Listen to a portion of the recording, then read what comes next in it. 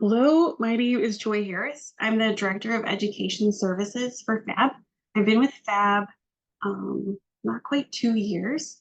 Came from a state health department where I was the accreditation coordinator. I'm excited to talk to you today about accreditation. With me to help answer questions in the chat and just help monitor things is Amanda Marino. Amanda, would you come off and introduce yourself, please? Yeah, hi everyone. Thank you so much for being here with us today. My name is Amanda Marino. I am the education specialist here at PHAB. I'm coming up on my first year here in June, so that has been great. Prior to my time at PHAB, I worked in the field of public health education and prevention for almost 8 years.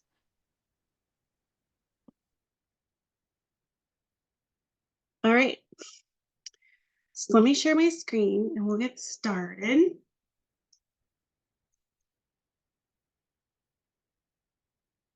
All right. So today we're going to talk about initial accreditation. We're going to cover it at a really high level to get you information you need. I'm hoping you're curious about it as we start. Here's my name, in case you need it. I want to start really quickly with who is PHAB. So PHAB, the Public Health Accreditation Board, we're the accrediting entity for local, state, tribal public health departments. We also have an accreditation system for vital records and health statistics departments, as well as military public health departments. So we really are focused on the governmental public health system. Our mission is to advance and transform public health practice by championing performance improvement, strong infrastructure, and innovation. I really feel like accreditation is all about performance improvement and hopefully helps build that strong infrastructure. We do our work engaging with public health professionals from across the country in a number of different ways, but we really love to work with you on kind of reviewing our standards and measures, thinking about innovative practices, and really applying those things to public health practice. So we love that you're here today and hope that you will join us again.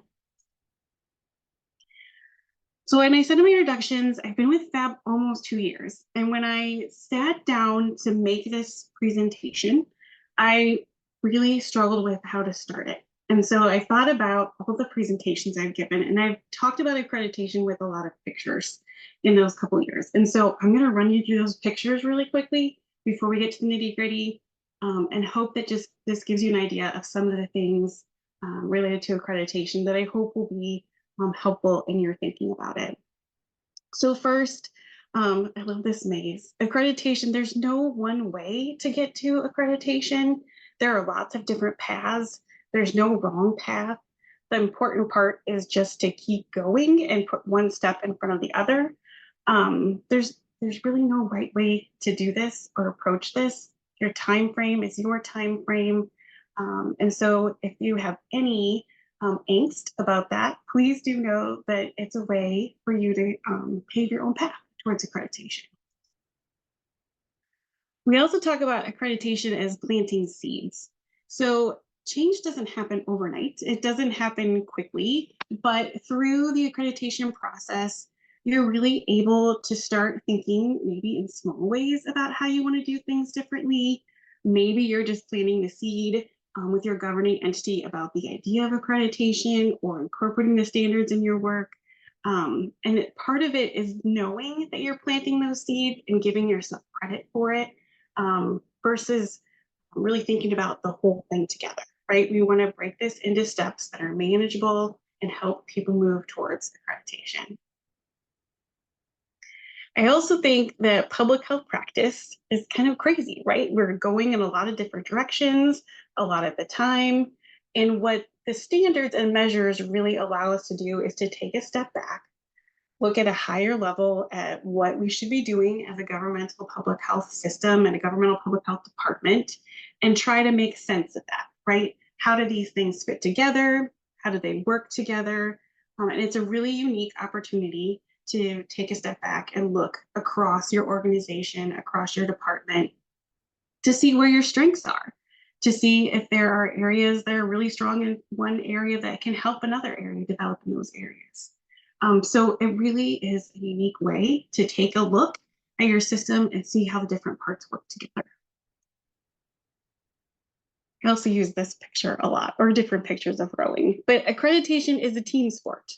It's not an individual sport. You all need in your department or your accreditation team to really be working towards that goal of a culture of quality.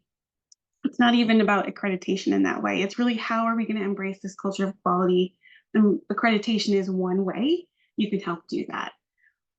One of the things that we find is when accreditation falls heavily on one person in an organization, they tend to not be as successful moving forward. It really is about the team and how you come together and share your knowledge. Measure accreditation. Accreditation is a way that you can measure your department's function against a national set of best practices. The standards were really developed to be that best practice, not the foundation or not the low level of what a public health department should do, but a little bit more, right? So that you can continue to improve those services. So it is a measure of your department, your activities, and allows you to take kind of an outside look at how your department is doing and get that feedback from someone else, which can be really gratifying.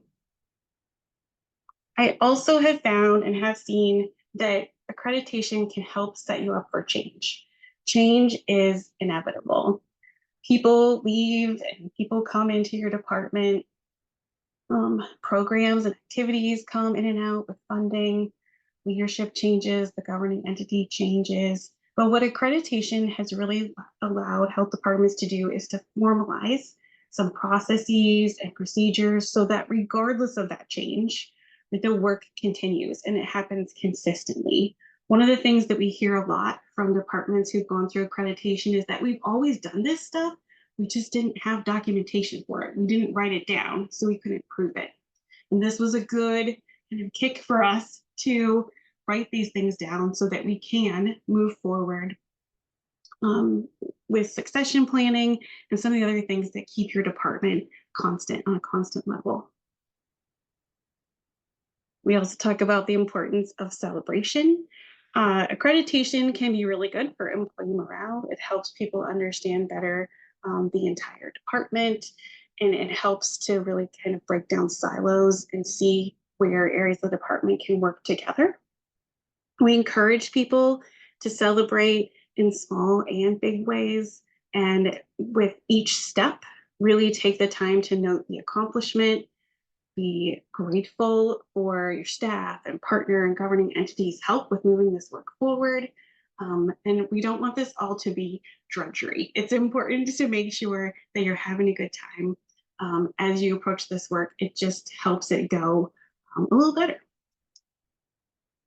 So those are my pictures, things that we talk about a lot. So I'm going to move now to more about the process. As your questions come in, we will address those at the end. I should have said that up front. And we'll be able to answer your questions. If we don't get to questions, we'll be sure to follow up.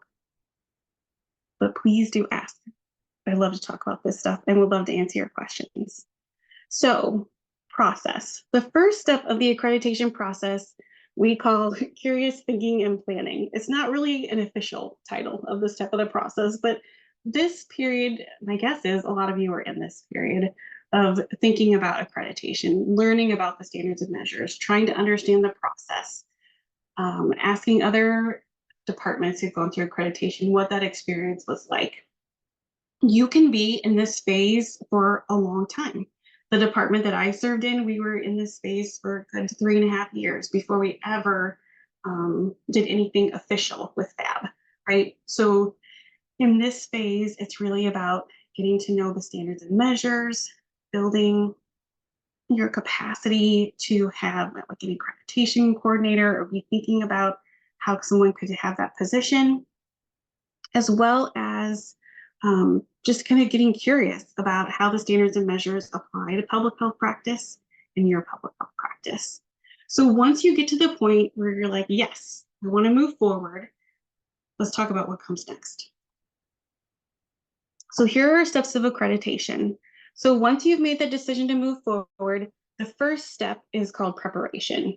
In that preparation phase, there are education resources for you to review.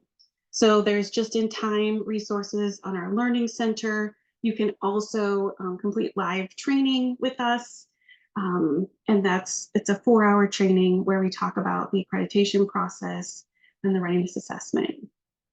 The next part of that is to complete a readiness assessment. You have 12 months to complete the readiness assessment. We really recommend that people do it within 10 months so they have those last 2 months to receive PHAB's feedback and move their work forward.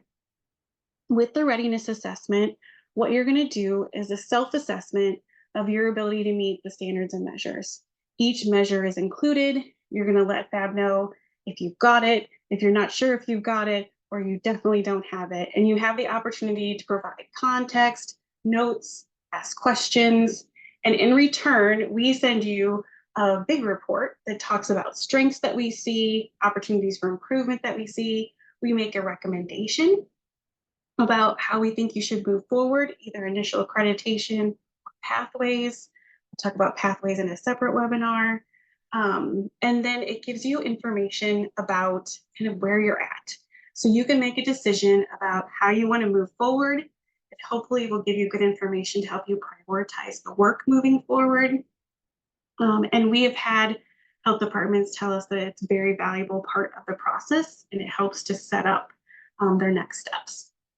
So once you've been through that 12-month period and you choose initial accreditation, there's an application that health departments have to complete. The application is not hard. It doesn't take very long. You do have to submit a few documents like your table of organization, your budget, but that's part of the application. Doesn't take very long. And then PHAB approves that application. And then we let you know that your application has been approved. What we're really looking for is that you're an eligible entity for PHAB accreditation with that application process. From there, you have 12 months to do documentation selection and submission. So within that 12 months, you will, and you could have started earlier, but put together your documentation for all the measures. For each measure, you have to complete a cover sheet we call a documentation form. The documentation form lets you tell the reviewer exactly where you want them to look in the document or how you meet the standard or measure. It also gives you the opportunity to provide any context for the site reviewers. And so that's always page 1 of your documentation, and then your examples go behind that. The documentation form is really important in that 12 months because the easier you can make the review, the better it is for everyone. So just want to be sure that you understand that. So once you have that documentation all collected, you're going to upload it into PHAB. PHAB is our electronic documentation system. And then you'll submit that documentation to us. Once you submit the documentation, we do a first review of it. In that first review, we look for any areas where we have additional questions, if something's been provided that maybe is incomplete or doesn't meet some of our criteria, like being dated or having a date on it, then we would ask for a replacement. So you'll get a report asking you to upload additional documentation, clarify something, and then you'll have 45 days to upload that additional documentation. Then we're going to review your documentation again. So you have a couple of chances to put documentation forward to PHAB. It's not like a one and done situation. I want to be sure that I let you know there are several places where you can provide additional information. The site visit team reviews your documentation, and then once they've reviewed it, a site visit is scheduled. Our site visit for initial accreditation is hybrid, with the first day being virtual and the second day being on site at your health department. If you're in multiple buildings, we go to what you consider the main building. So you tell us what that is, and that's where the site visit is held. On the first day, we're really talking to you about like major plans, your CHA, your CHIP, the strategic plan, and asking specific measure questions where PHAB still has questions. On the in-person day, we're going to get a tour of the health department where we look at things that are required in the standards and measures like accessibility, information management, those kinds of things. You'll meet with the site visit team, will meet with the governing entity, with community partners, and have some of those one-on-one conversations with those folks to just learn more about your department, learn more about how you work in your community, and get that feedback. Once that is completed, a site visit report is going to be written up. The site visit report identifies how you did with each measure, what the score was. It identifies strengths of your department, opportunities for improvement. From PHAB's point of view, we provide that to you. It's a pretty lengthy document because it looks at every measure in the standards and measures. That document then goes to our accreditation committee to make a decision about whether or not you would be accredited. They, as an accreditation committee, do not see any of your documentation. What they see is that report. So the site visit report is really important. We want to make sure that it conveys, and we work really hard to make sure that it conveys all the information that the accreditation committee needs. The accreditation committee can grant accreditation, or they may decide that a department should go through what we call the ACAR process. So it's the Accreditation Committee Action Requirements. And within that process, the accreditation committee might say, we'd like to see some additional work in these areas before we can grant accreditation. Those things will be conveyed to you specifically, and then you'll have a year to develop that additional documentation, think about how you want to do that. You'll upload that again to ePHAB. Your site visit team will review that documentation, and then it goes back to the accreditation committee for that decision. Once you're accredited, PHAB sends you a toolkit with a logo that says you're accredited, some sample press releases. So you get kind of that toolkit. And then we also start you in our annual reporting process. So part of accreditation is that regular communication about how things are going, the regular check-in about things that you're working on. It also gives you an opportunity to ask PHAB questions as you go through the 5-year accreditation period. At the end of 5 years, you apply for reaccreditation and it starts all over. So that's the process in whole. Moving on from the process, I want to talk to you a little bit about the standards and measures. I don't know if you've seen them, but we're going to just kind of take a high level look at them. The first thing I think it's important to know is where they came from. We didn't just develop them willy-nilly. There was a strategic process that went into this. So the standards and measures come from the 10 essential public health services. We have 10 domains of our standards that align with the essential services. In the essential services model, you can see equity there in the middle. Equity is a part of every domain of our standards and measures. And what's really exciting for me, anyways, is that they added the 10th essential service in the recent revision of the essential services around building and maintaining a strong organizational infrastructure for public health. That didn't previously used to be part of the essential services, but really has allowed us to look at things through that lens, like the strategic plan, information management, those types of things. So it's cool that it's now included as part of the 10 essential services. So they're based in the 10 essential services. Also, these people represent the public health field. We provide the opportunity for the public health field to provide feedback on standards and measures as we review and revise them. It was actually the public health field that wrote the initial standards and measures. We work to keep them updated with public health practice and want to make sure that they're current. So we're looking at updating them about every 5 years is the current goal that we're working towards. So the current version right now is version 2022. Version 2022 is also based on the Foundational Public Health Services model. So the Foundational Public Health Services model is just for the governmental public health system, where the 10 essential services is for the public health system as a whole. With the foundational public health services, our standards and measures look specifically in the areas of the foundational capabilities. So assessment and surveillance, community partnership development, equity, those blue rectangles that you see. With version 2022, we're really looking, and the accreditation committee is really looking to see how a department is doing at providing those foundational capabilities. And so they do carry a little more weight with the accreditation committee when you get to that point in the process. I want to talk a little bit more about the importance of the foundational public health services and system transformation, which accreditation is a part of. But it's a newer model that not everyone's familiar with. So I hope you'll hang with me for just a minute as we talk about it a little bit more.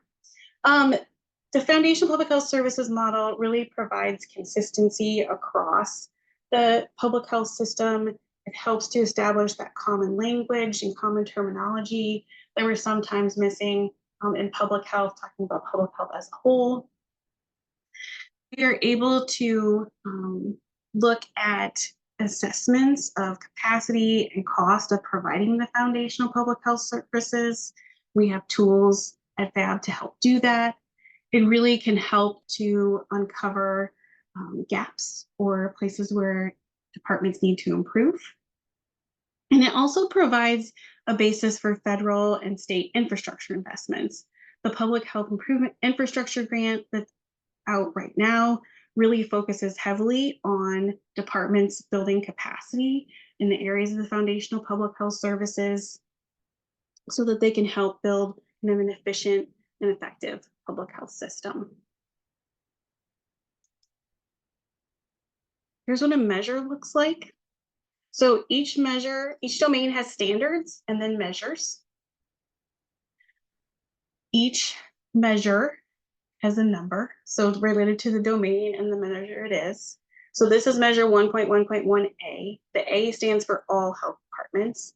You will see measures that have a T, which means they're for tribal health departments, or an L, which means they're for local health departments, or an S, which means they're just for state departments. So that letter is important in telling you if that measure applies to your department or not. At the top, you see there's a purpose and significance statement. This is really important for two reasons. First, it tells you why is it important for PHAB or an accrediting entity to be looking at this? What's the reason that we're assessing it? And then the second part is, why is this important to public health practice? When I had people questioning the standards and measures or how we did something, we could always go back to that purpose and significance and talk about, well, this is significant to public health practice. How do we do that, right? How do we go about doing that? And it was a great way to start that conversation. For each measure, there's required documentation. That tells you exactly what you need to provide to PHAB, and that's what we are assessing conformity with. So the documentation is numbered, and you provide the documentation as is laid out in this far left-hand column. The guidance, or the light gray section in the middle, provides more examples to help give you more information about the requirements, and sometimes gives you further justification about what something can or can't be. There are words that are bolded or underlined that are really important as you look at those parts of the standards and measures. We also clarify how many examples a department has to provide.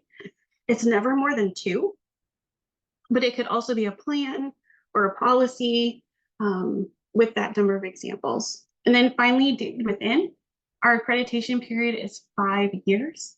And so we are looking back when you provide documentation for the previous 5 years when you submit documentation.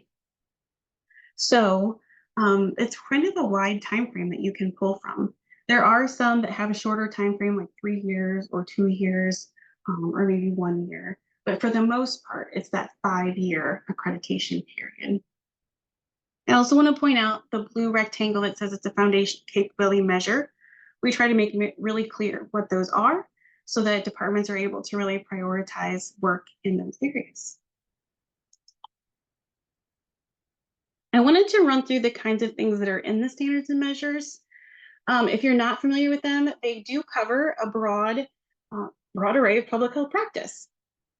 So the community health assessment is in there, the risk communication plan, communication strategies is part of it, community health coalitions and how you participate in those and how you lead them, one or the other, maybe both, your community health improvement plan, what it includes, how your partners are involved, how you're enacting it, how you conduct enforcement actions. We do know that there are health departments that don't do enforcement, and so they can kind of skip that area. But if you do enforcement, there are standards around enforcement.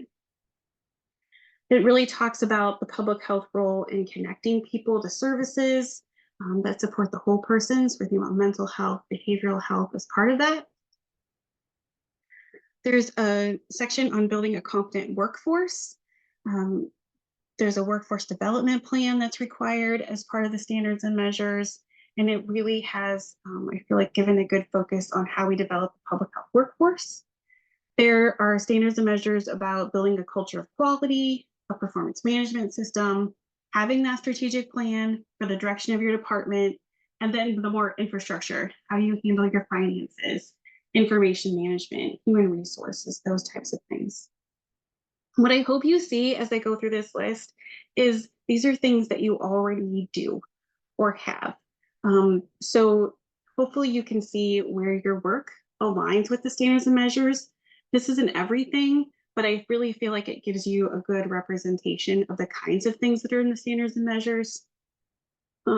So I don't want you to be intimidated by them. When you look at the book, it's thick and there's a lot of pages, but it really is talking about a lot of the things that we do every day in public health. I wanted to run through one measure with you. So this is measure 2.2.2a. So it's from domain 2. It's a foundational capability measure. You can see the measure itself is to ensure continuity of operations during a response. The purpose and significance, remember that first sentence that tells us we're going to assess plans to ensure continuity of operations during a response. That's why PHAB is looking at it. And then the second sentence, this ensures health departments able to maintain services. That's the part about why it's important to public health practice. And as we turn the page, you're going to see the measure itself. So on the left-hand side, we're going to see what's required, that required documentation. So the continuity of operation plans, which must include, so must, we kind of read it like law. Must is a very important word. And then there's sub-criteria. So A, the identification of essential public health functions that must be sustained during a continuity event. I really want to point out in the guidance section that the health department identifies what public health functions or services should be maintained. PHAB's not going to say what those are. It really is up to the health department to tell us what they are for them. And we give you examples of what that might include. All in the standards are a lot of examples. It doesn't mean that those are requirements. So that's something to keep in mind. Next, the orders of succession. So this includes the authority of leadership is unavailable, who can handle that, identifying multiple individuals or job titles to provide that information. And then C, identification of an alternate location for key health department staff to report if necessary, or the ability to work virtually. So here we're looking for one or the other. What's your alternate location, or how do you make it possible for people to work virtually? So those are some of the requirements there for a continuity of operations plan. Okay, planning for accreditation. If you're curious about how to get started, here's where we start. So first, I think the first thing to do is to start talking about it. Talk about the standards and measures, talk about accreditation, talk about your questions about accreditation, why you might want to do it, what your concerns are. All of the conversation really plants those seeds about potential next steps. It's very important to review the standards and measures. It's just core to the accreditation process, and there's no way of getting around it. You really have to read those and look at them. I would encourage you to pay special attention to those foundational capability measures. The next step is really using the standards and measures in your work. Let's say you're drafting your continuity of operations plan. You would pull out the standards and measures document and make sure that the work that you're doing aligns with the requirements of the measure. If you are considering who you should invite to be part of your CHAW, you could pull up the standards and measures and look at the examples of partners that PHAB suggests in the standards and measures. It's also going to be really important to think about who your accreditation coordinator will be. The role of the accreditation coordinator is really important because it's the one person in your department who is organizing this effort. There is a lot of organization in pulling the documentation together, in working with the subject matter experts to get that documentation and uploading it to PHAB. It may be someone's other duty is assigned. As an accreditation coordinator, I wore multiple hats. Accreditation coordinator was one of them. But really having someone who can shepherd the process through. It's really important that it's not the health department director. That's a separate role. We want there to be a separate accreditation coordinator. That person is also the person who is going to be communicating with PHAB about your department and questions that you have. I would also encourage you to seek out others on the journey who are working on accreditation, who are thinking about accreditation, so that you can kind of hear their stories and learn what's working for them and what's not working for them. And then finally, embracing a culture of quality. It's not easy to do, right? It's really looking at how you can continue to look at things and think about how you can improve and how you can move forward, and recognizing that there's no perfect process.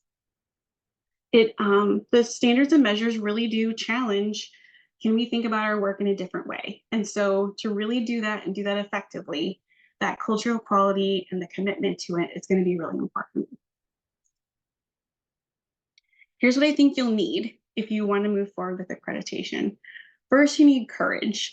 I do think there's a lot of courage with this. You're putting your department through a process that's extensive and that holds you against national standards. And so you do have to be courageous. You have to ask questions. You have to question the way that you do things at times. And so that does take courage. Enthusiasm is also really important.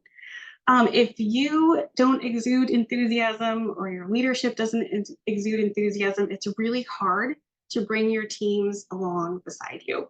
So that enthusiasm is really important in helping people understand why it's important and keeping them motivated as we go through this process.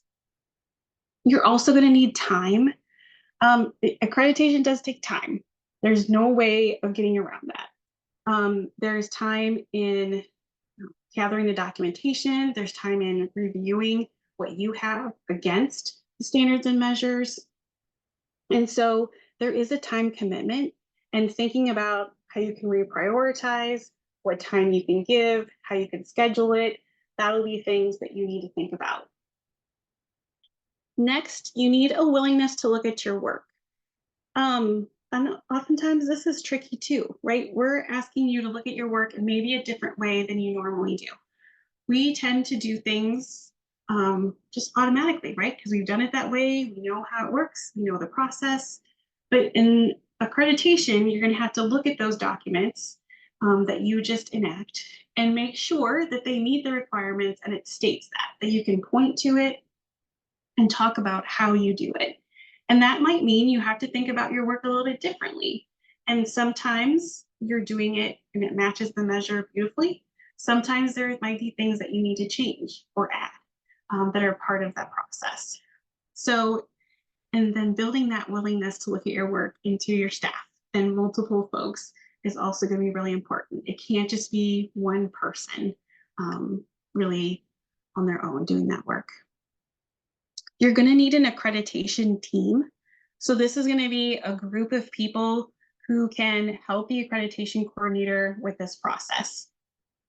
If you're a small health department, your accreditation team might be everyone on your staff. If you, so it really depends on the size of your department, the size of your staff, what that accreditation team looks like. With the accreditation team, we find that volunteers work better than those who are voluntold to be part of the accreditation team. They need to really be able to read the standards and measures and help to interpret them. You want people who know what your department is doing across the department and have a good idea of where to go to get what documentation. So you may have folks from lots of different levels of your organization as part of your accreditation team. I also think it's going to be really important to have a communication plan. It's going to be really important for you to talk about accreditation before you start, while you're doing it, and like forevermore. Once you start along this journey, you just keep going. And you may need a different communication plan, or you probably will, for your staff, for your governing entity, for your partners. What do you want them all to know about why you're doing accreditation, what their role is in accreditation, why it's important to you as a department? And those are things you're going to want to be able to express and express over time in multiple ways so that people can help understand your commitment. And then finally, you really do need the commitment to move forward. You need a commitment from your leadership, commitment from your governing entity to move the work forward, to invest in accreditation, and really look to how you can implement around the standards and measures. They get asked about the fee. There is a fee. The first fee is the readiness and training fee. So that $1,299 pays for that first 12 months. So the training that you get, the readiness assessment, and then the feedback from the readiness assessment from PHAB. Once you're done with that 12 months, you can choose not to move forward, or you can choose to move forward. If you choose to move forward, you can see the fee categories are based on the population that you serve in your health department. Those are an annual cost. There's not an additional cost for reaccreditation. So the fees are first that readiness and training fee, which is a one-time fee, and then annually based on your population. PHAB has several resources I want to be sure that you know about. If you're thinking about accreditation, here's where I would recommend that you start. Version 2022 of the Standards and Measures is a great place to start. Maybe don't read it all at once. Read a few pages, read a measure, read a domain, but start looking at those. PHAB has an acronym and glossary that helps explain different terminology in the standards and measures. It really looks at how you can, it helps you interpret what PHAB is asking in the standards and measures. We also have an idea glossary. So with the idea glossary, we're looking at terms around health equity and how they appear in the standards and measures so that you have that as well. PHAB has our Learning Center. With the Learning Center, you are able to get a free account, and we have information available to you about the accreditation process. The documentation forms for accreditation are there. Even if you're not ready to go, they're there for you to look at with our standards and measures so that you have that information. We also have some accreditation newsletters that are on the Learning Center where there's frequently asked questions that you can get more information. We also have our policy for initial accreditation. So this is the formal document that outlines the process. It tells you all your rights, gives you all the time frames. I don't feel like that's where I would start. I would really start with the standards and measures. But if you want to get into the nitty-gritty, the policy for initial accreditation is going to walk you through the whole process in a lot more detail than I did today. All of this is available at this email address, or not email address, website, and we are going to provide you with these slides following the training. I also wanted to let you know we have an infographic that looks at where the foundational capabilities are in the standards and measures. Even if you just wanted to start with the foundational capability measures, as you're starting to get familiar with the standards and measures, that'd be a great place to start. So you can see that we have the foundational capability on the left, and then that aligns with the measures. So you can turn to measure 9.15, performance management system, and just look at that. So this is a quick way to also know where the foundational capability measures are. If you download the Foundational Public Health Services document and you look at all the detail, you may wonder how exactly it applies to the PHAB standards and measures. It doesn't match identically. We really did match the spirit of the foundational capabilities, and I do think you'll see that as you look at the two documents. So this is handy to have. I also wanted to let you know where you can go to get help. So this Ask FAB email address goes to our team of accreditation specialists. The job of the accreditation specialist is to help departments interpret the standards and measures and to help with the process, answer questions about the process. This team really welcomes your questions, regardless of where you're at or not at in the accreditation process. They want to answer questions about accreditation, the interpretation of the standards and measures. They've put together a pretty extensive frequently asked questions document that's on our website that gives additional information, but you're always welcome to email Ask FAB and ask a question. Initially, if you have a question about the readiness assessment process, which comes first, they're a great place to start with that as well. So keep this email handy. Also wanted to let you know about some training that Amanda and I do. So training from FAB is available on the learning events page. The one that you're eligible for before applying for accreditation is new accreditation coordinator training. So this is a 2-hour training where we really talk about the role of the accreditation coordinator. We talk about the standards and measures. We talk about how to work with your accreditation team, with leadership, really help lay out the role of the accreditation coordinator. We find we don't just get new accreditation coordinators in this class, but we get people curious about accreditation, curious about the role, thinking about applying for an accreditation coordinator. We welcome anyone to this training. If you sign up, we're going to get you in because we want to make sure that we're giving people the information about accreditation. If you have any questions about training, this is the email to send it to Education Services. If you just remember the Ask FAB, it's going to get to us. We're pretty well linked with how we move questions back and forth through the agency. And then finally, I'd encourage you to think about each other. Across the country, there's different state learning collaboratives where states have groups of accreditation coordinators that meet on a regular basis to talk about different things related to accreditation. If your state doesn't have that, maybe there's other departments in your state or that you know that you could connect with and ask questions of. There are national conferences that cover accreditation. We are also sometimes at state conferences talking about accreditation. Open forum is one. The public health improvement training is another one we have coming up. NACCHO's conference. We try really hard to be at those national conferences to talk more about accreditation and aspects of public health practice. So find a friend.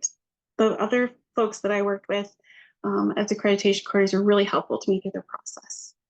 Also wanted to let you know we have several resources around accreditation. So the Foundation of Public Health Services, you can see we have hiring resources for the role of the accreditation coordinator, really helping you decide what you might look for and what that could include.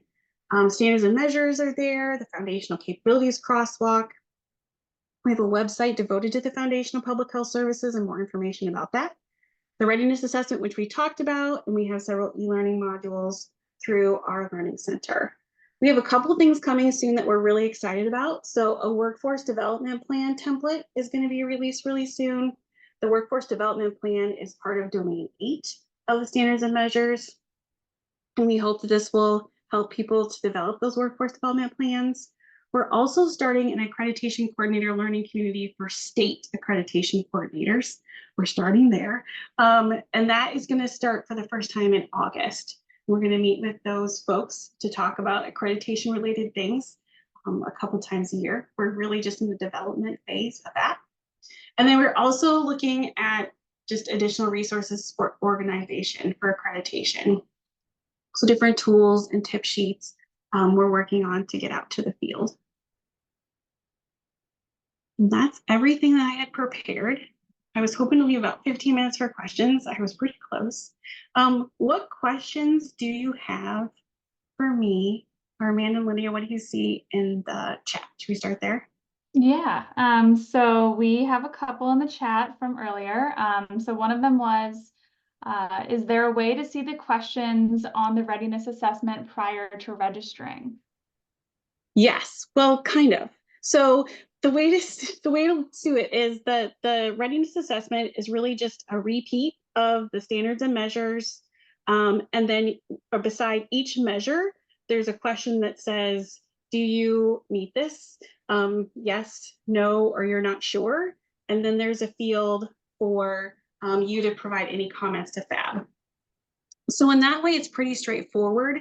There's not really any secret to it. It's a self-assessment that really just includes those kind of that basic information to give you the information you need to answer the question, have the conversation at your department. Okay, and then the next one was, are there additional resources in the Learning Center that assist with interpreting the standards and measures? There's not that I can really think of. We want there to be, and we're working towards that. But there's not at this point. We are really looking at how we can determine maybe what priority domains could be going forward, and starting there. So I'm sorry, I wish there were. A question that just came in is, will you be adding accreditation coordinator trainings? I see the next few already have a wait list. Yes, we are working on adding more accreditation coordinator trainings. We're looking at doing it every other month. So because it does fill up really fast, which is really awesome. So we want to be sure we can get as many folks in there as possible. We also do try to keep the class at about 30 people, hoping that there can be questions and conversation. So we want you also be able to connect with other new accreditation coordinators in the class. So yes, we are adding more, and we'll be adding more dates to our calendar in the next couple weeks. Okay, and those are the ones that I had saved from the chat that weren't answered yet. There were two that I did a quick answer for, but I can read them again in case you want to expand. Okay. So one of them was, is the readiness assessment a required step for accreditation? I answered yes, but I'm not sure if you want to Yes, that's true. So the readiness assessment is new with version 2022 of the standards and measures. It hasn't been a part of our process, but what we've learned over time, and this is pre my time at FAB, but what we've learned is that it really, that departments who kind of did that self-assessment process had a better idea of what they should prioritize going into the accreditation process. And so we made it part of our process. So completing the readiness assessment, getting that feedback from FAB, we hope really sets you up for success by identifying where we see maybe you would want to prioritize, and hopefully giving you tips that you can use as you prepare. The recommendation that we make around initial accreditation or pathways is just that, a recommendation. You do not have to follow it. And the other question we sometimes get about the readiness assessment is, where does it go? Is it going to be like held against us down the line? It is not. The readiness assessment is really just for you. It's not going to be seen by your site visitors. It's not going to be seen by the accreditation committee. It really is it really is just for you, so that you can help to prioritize. That was a little extra. Sorry, beyond the question. No, I think that was great. And the follow-up question is, would the readiness assessment be the same for pathways and accreditation? Yes. So there is two variations of the readiness assessment. You can just do the foundational capability measures, which is the pathways track, or you can do all of the standards and measures as part of the readiness assessment. We usually recommend that if you're even thinking about initial accreditation, that you do them all so that we can provide you feedback on all of them, so that hopefully you have that information going forward. And if you decide to do pathways, you still have that information when you move on to initial accreditation. So you can do both or either or, but we really recommend that if you're doing it, you do it for initial accreditation as a whole. And then another question from earlier was regarding a site visit, and it said, to clarify, the site visit is done after the 45-day review period. Correct. So you resubmit documentation in that 45-day period, and then FAB looks at it again. The site visit team looks at it because we want to be prepared for that site visit. So when you go out, your site visit can be maybe 18 to 20 months after you start the process. By the time you provide the documentation, if that takes you the whole year, which you have every right to take the whole year.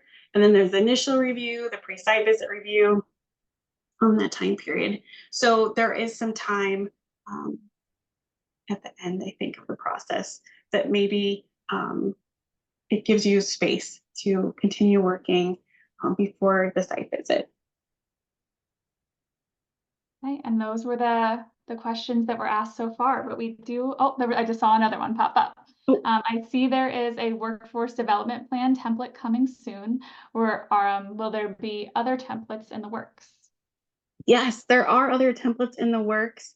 The one that I've been in meetings about is a strategic plan template. We're hoping to have that one out.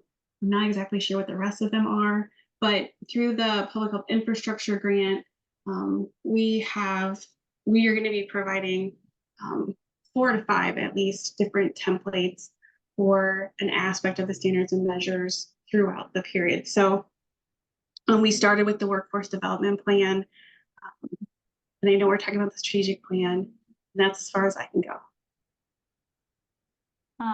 Follow-up question was, any idea when the strategic planning template will be out?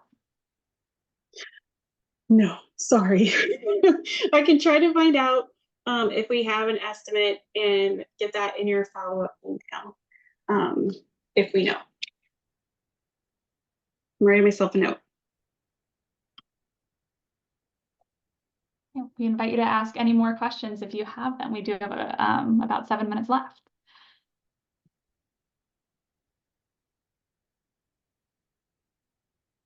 I think we might have the ability, if you feel like your question is too, I know for me, sometimes when I'm trying to type out a question, I'm like, oh, it's hard to like put into typed words. I think we do have the ability to allow for individual unmuting. So if you do have a question like that, you can put it in the chat. Be like, I think I just need to say it because we want you to be able to ask the questions that you have.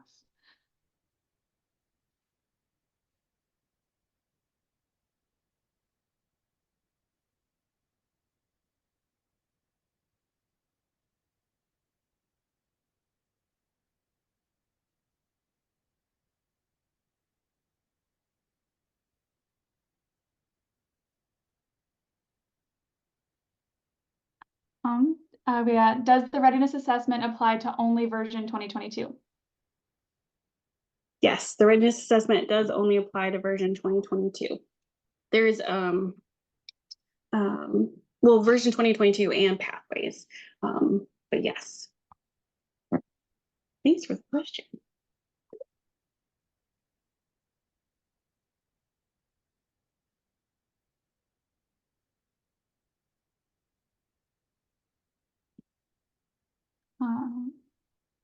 So we had another question. Would you be able to talk more about the feedback provided from the readiness assessment? Yeah, so with the readiness assessment, the first couple of pages of the report that we give back to you gives kind of like a percentage readiness score for each domain, as well as each foundational capability area. So it's kind of an overarching look.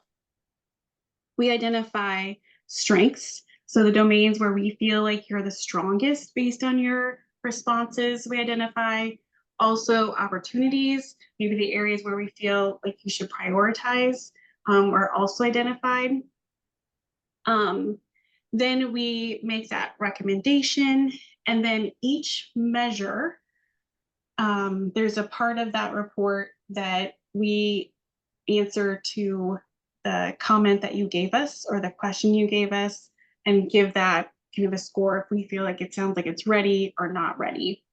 The readiness assessment is really only as good as the information that you put in as a self-assessment. If you don't tell us anything, it's really hard for us to give feedback. So we really love it when people give us the context, ask the questions. That just allows us to be able to give you a lot better feedback. It can be well over 200 pages. Those first couple of pages are kind of the overview, and then the kind of nitty-gritty measure by measure is in the next section, the longer section. So we had a shout out shared for the accreditation specialists who respond for the Ask FAB email, and they really appreciate how quickly the responses are. That is awesome. We love to hear that, and they do really put a lot of care and effort into getting those questions answered. And there is no such thing as a question too small, or if you think it's silly. They've likely heard it before, and if they haven't, they always look it up. So it can be a learning experience for everybody. But thank you. We had another question come in. Can you explain a little more about the pathways option? Well, the pathways option, we're going to do a separate webinar, but the pathways option is where you provide documentation for a subset of the standards and measures. So just the foundational capability areas.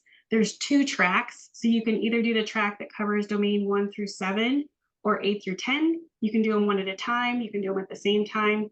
You can do one or the other. It's a 6-month time frame to upload documentation. And also part of Pathways is a learning community section where all the people going through that cohort at the same time meet with FAB staff 4 or 5 times in that 6-month time frame to do a little kind of just-in-time training, trade stories, get advice, talk about how it's going. I've had really a lot of fun in those meetings, just listening to departments talk, and we provide feedback as we can. And then I think we have time for one more question. It says, at what point does the accreditation specialist come into the process to work with the applicant health department? So the accreditation specialist is assigned to the health department once you submit your documentation. So once you submit your documentation, then you'll get the name of one accreditation specialist that you'll go to with your questions. Prior to that point, you're working with the team of accreditation specialists at that Ask FAB email address. And they really do work hard to answer those questions quickly and efficiently. And so I'm so glad that you all have experienced it. Was it? Okay. Thank you so much for spending time with us this afternoon. We will follow up with an email with the slides and some links to the resources that we've talked about. We really appreciate all your questions and hope that if you are interested in initial accreditation, you might ask us some more questions, come to do accreditation coordinator training. We would love to talk to you more about this. So thank you so much for your time and attention. We appreciated it. Thank you so much, everyone.